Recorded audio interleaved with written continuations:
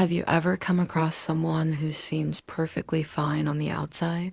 They smile, they're polite, they're agreeable, but inside they're missing something essential, a sense of self. Today on My Matters, we explore the silent struggle of people who have learned to live without truly knowing who they are. These individuals don't ask, "What do I enjoy?" They ask, "What am I supposed to enjoy?" They're not wondering, "What do I believe?" They're thinking, "What's the correct belief to have?" Their choices seem to shift constantly. One week, they admire a particular artist or idea.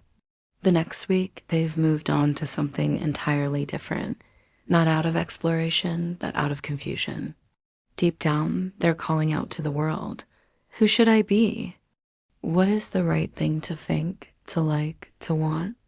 Chapter 2, The Roots in Childhood. This uncertainty doesn't begin in adulthood.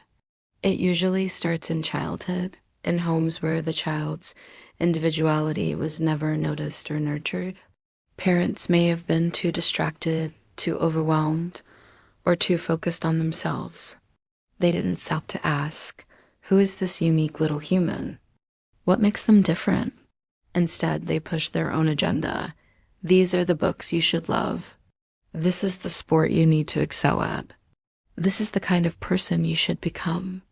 No one paused to ask, but how does the child feel about any of this? And so the child learns a painful lesson early on. To be accepted, you must silence your real self. Chapter 3, The Charming Mask. As adults, these people often appear incredibly charming. They're the ones who deeply understand what others like. They reflect back your views, your tastes, your personality effortlessly.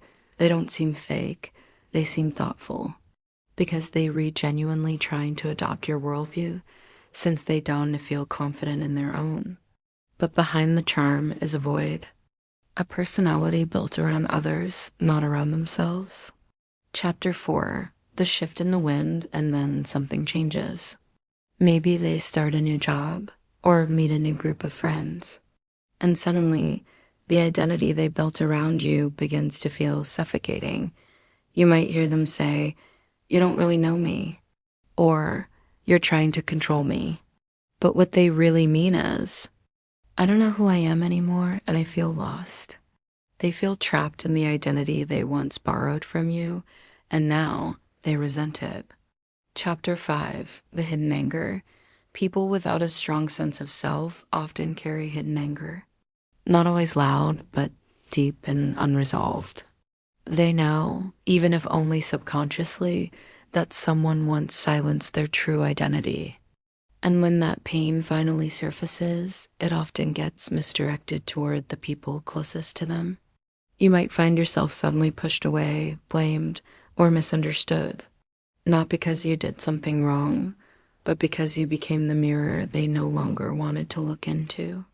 Chapter 6, What can we do? So how do we support someone like this? Not by giving them more instructions, not by offering another version of what they should be. Instead, we do something radical. We ask, with genuine curiosity, "Who are you really?" We show them we're not here to mold them, we're here to meet them. Not the version they think we want, but the real one they've never had permission to explore. Healing begins when someone finally feels safe enough to say, "This is me, and I don't have to change to be accepted." If you've ever felt like you don't know who you are, maybe it's not your fault. Maybe no one ever gave you the space to find out. You don't need to keep reflecting others. You're allowed to exist as yourself. And that self, though still forming, is already enough. This is Mind Matters, and your mind truly does matter.